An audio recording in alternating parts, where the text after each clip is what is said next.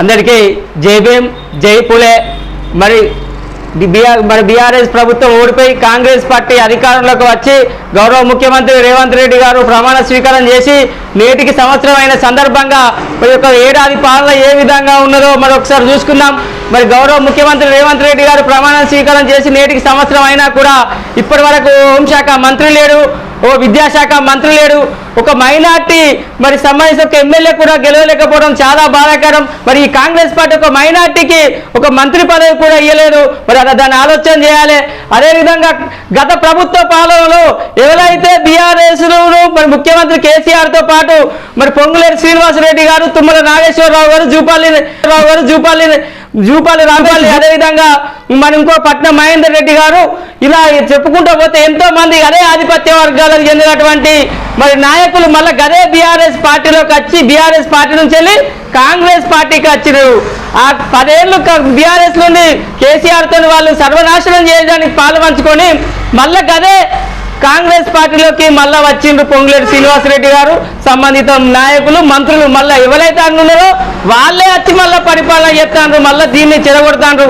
ఇప్పటి వరకు కాంగ్రెస్ పార్టీలో ఉండి గత 10 ఏళ్ళు ప్రతిపక్ష పాత్ర పోషిస్తూ అష్ట కష్టాలు పడ్డటువంటి కాంగ్రెస్ పార్టీ కార్యకర్తలనేమో వాళ్ళకు లాభం జరుగుతలేదు, వాళ్ళకు పదవులు వస్తలేవు. కానీ నిన్నటి దాకా బీఆర్ఎస్ లో ఉన్నటువంటి నాయకులకి ఇలా రంజిత్ రెడ్డి కానీ ఎంతో మంది నాయకులు వచ్చి జేఎన్ఐలకు ఇలా వాళ్ళకి మంత్రి పదవులు ఇచ్చుకుంటా వాళ్ళను మరి అధికారంలో కూకుండా పెడతాండ్రు ఈ యొక్క రేవంత్ రెడ్డి గారి యొక్క ప్రభుత్వం.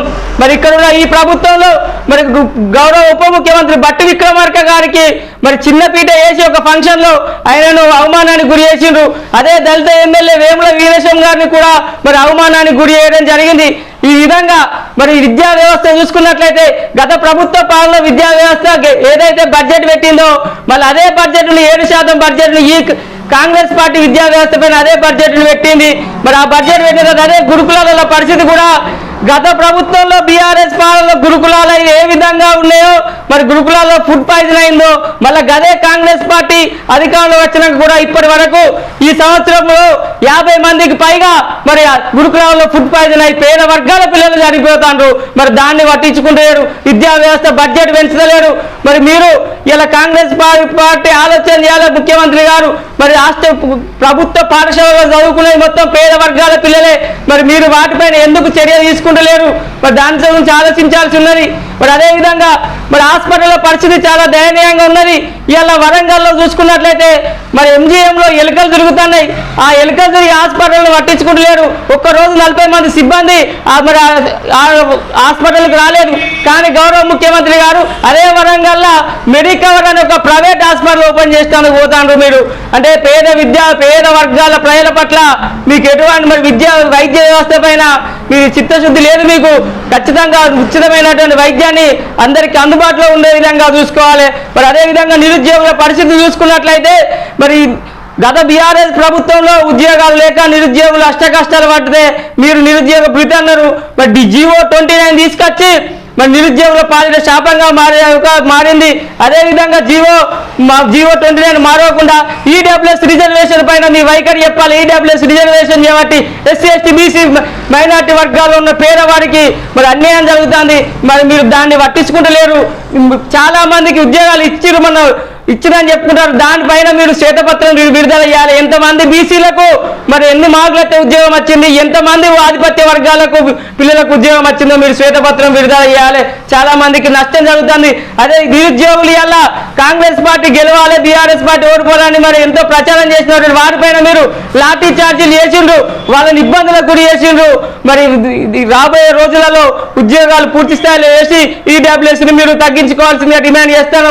అదేవిధంగా రైతులు కూడా కాంగ్రెస్ పార్టీ అధికారం రావాలని ఎంతో కష్టపడ్డటువంటి రైతులకు ఇలా మీరు ఇప్పటి వరకు కూడా రైతు బంధు మరి 7,500 అన్నారు. అది దిక్కే లేకుండా అయిపోయింది.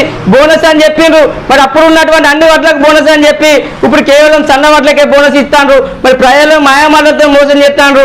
2 లక్షల రుణమాఫీ కూడా పూర్తి స్థాయిలో మరి 2 లక్షల రుణమాఫీ కూడా ఇప్పటి వరకు మరి పూర్తి స్థాయిలో వేయలేదు. అదేవిధంగా మీరు మద్యం ఎక్కడ చూసినా ఏర్లై పారుతుంది. అధికారంలోకి వచ్చినాక మద్యం బెల్ట్ షాపులు రద్దు చేస్తామని చెప్పినటువంటి గౌరవ ముఖ్యమంత్రి గారు ఇప్పుడు మరి సంవత్సరం అవుతుంది. ఈ సంవత్సర పరిపాలనలో మరి ఇప్పటి వరకు మరి బెల్ట్ షాపులు మరి రద్దు చేయలేదు. మరి మద్యం ఏర్లై పారుతుంది. నెలకు ఇంకా ముందస్తు 4 నెలల ముందే కమిటీని మద్యం ఎట్లా అమ్ముకోవాలని మీరు కమిటీ వేసిందట. ఇదేనా మీ మద్యం పైన మీ యొక్క విధానం, మీ చిత్తశుద్ధి? పేద వర్గాలే మద్యానికి బానిసలైపోతాండ్రు. మరి బెల్ట్ షాపులను మరి మీరు వెంటనే రద్దు చేయాల్సిన అవసరం ఉన్నది. 4,000 పెన్షన్ అన్నారు, 6,000 పెన్షన్ అన్నారు, అది ఇప్పటి వరకు పత్తా లేదు.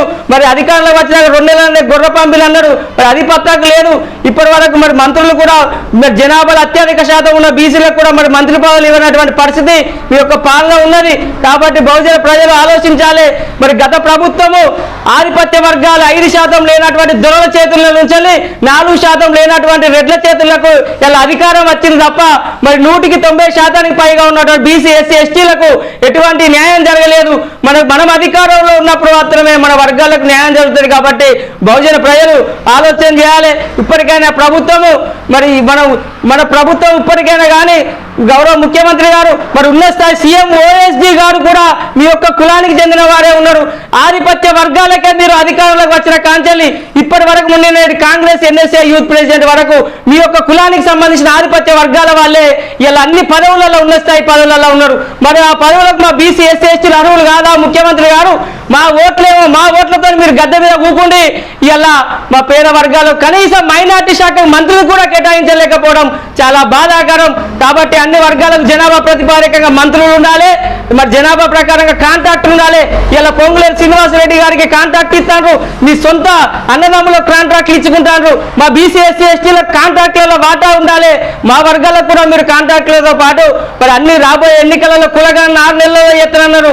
సంవత్సరం దాటిన కులగణన దిక్కు లేకుండా పూర్తిగా కాలేదు.